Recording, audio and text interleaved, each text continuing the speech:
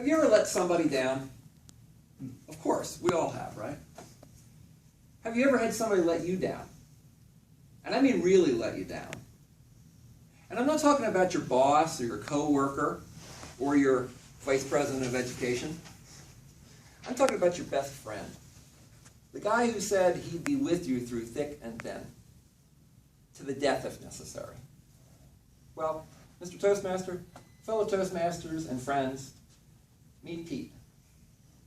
Pete lived a long time ago, about 2,000 years actually. He was impulsive, combative. Physically, he was a little bit overweight,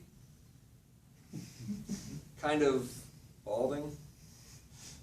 Anyway, one positive thing about Pete is that he always threw himself 100% into everything that he did. I can really respect that. One not so great thing is he also stuck his foot in his mouth. A lot. One time he was out with his buddies, and he bragged that he could walk on water. I mean literally, walk on water. They were out on the boat, he got out, stepped over the side, and he sunk like a rock. Well, you may have guessed by now that Pete is actually Saint Pete, the Apostle Peter. And as much as I can relate to these various aspects of Pete's life, I think I can best identify with what he did the night Jesus was on trial. Jesus' trial was held at night. It was in a house with a large courtyard. And Peter started making his way over to the courtyard. Now I have to say, I got to give Pete credit. At least he was there. Most of his buddies were back at home watching, I don't know, Chariot NASCAR. But all the same, he wasn't real keen on having people identify who he was. That wasn't real cool back then. It was a cold, crisp night as he went along, and the townsfolk had built a fire in the middle of the courtyard.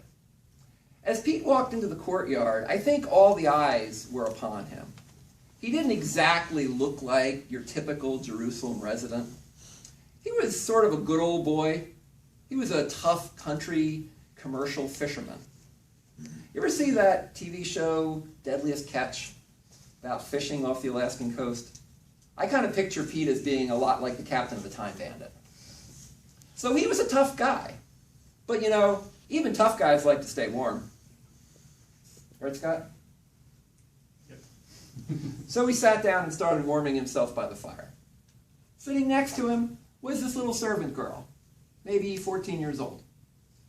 She kept looking at Pete. How do I know him? He looks familiar to me. Finally, she put two and two together. I know you. You were with Jesus.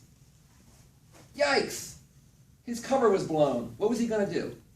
Well, this was a moment for action. And Pete was a man of action. So he took action. Woman, I don't know who you're talking about. Way to go, big guy. But that satisfied her for a moment. So a few minutes later, somebody else sat down next to him. And he also looked at Pete. And he said, you know what? I know you. You were with Jesus.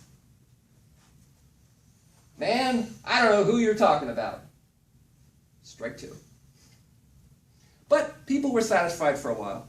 So Pete started walking into the house. But you know, as Pete walked along, I think there were whispers. People were saying, did you hear that guy's voice? His accent. He's from Galilee. I bet he was with Jesus.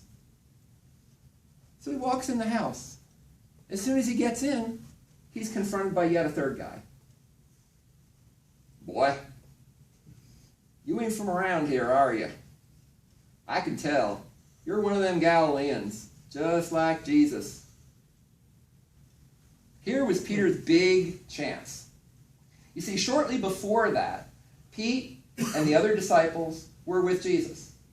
And Pete boasted to Jesus. He said, I will follow you to jail and even to death if necessary. In front of all the other disciples, he said, all these guys will fall away. But not me. So here was his big chance. So I think he was torn. Half of them wanted to stand up and make the bold pronouncement. Yes, I am with Jesus. The other half just wanted the heck out of Dodge. Here, I'm sad to say, is where I think I can best relate to Pete. He didn't make the big pronouncement. He didn't cut and run. He took the worst possible option. I don't know who you're talking about. I swear to God, may God strike me dead. I think the people sort of backed away from him a little bit.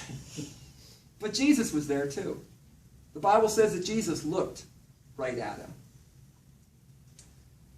Have you ever done anything stupid? Really stupid? I have. Don't you sometimes wish that somebody would call you out on it so it'll be brought out into the open? Jesus did call Peter out on it, but it wasn't right then. Right at that point, Jesus just looked at him. And I don't think he looked at him like to say, oh man, I knew it. I think he looked at him with compassion. Compassion because he knew that behind that bold exterior, there was a scared little boy. Well, that did it for Pete. He ran back out of the house, and he just started sobbing uncontrollably. Not because he'd been busted, but because I think for the first time he recognized that he wasn't the macho man that he pretended to be. He was talking the talk. He wasn't walking the walk. Well, at this point, I would think that Jesus would be done with Pete. But fortunately, I would be wrong. Pete and his buddies went back to fishing, and Jesus met them on the shore. Jesus looked at Pete and said, Peter, do you love me? What a question. Lord, you know that I love you. Well, then feed my sheep. Peter, do you love me? Jesus asked that question 3 times. Why 3? I think it's because Jesus was saying, I know that you failed me 3 times, but I forgive you 30 times 3. Well, everything wasn't wonderful for Pete from then on. He still had plenty of weaknesses. He was still a hothead, still stuck his foot in his mouth way too much, still cared way too much about what other people thought about him. But Pete, along with his buddies, James, John, Paul, became the most influential members of the early church. And we're still benefiting from what they did today. So what about you? Do you know somebody in your life who's let you down? Somebody who needs a second chance? The next time somebody lets you down, remember Peter and remember Jesus' response. 2,000 years ago, something was started that we still benefit from today, largely because Jesus gave a bunch of guys like this a second chance. Give that Pete in your life a second chance. Who knows what may be the result 2,000 years from now? Mr. Toastmaster? Thank you, Gary.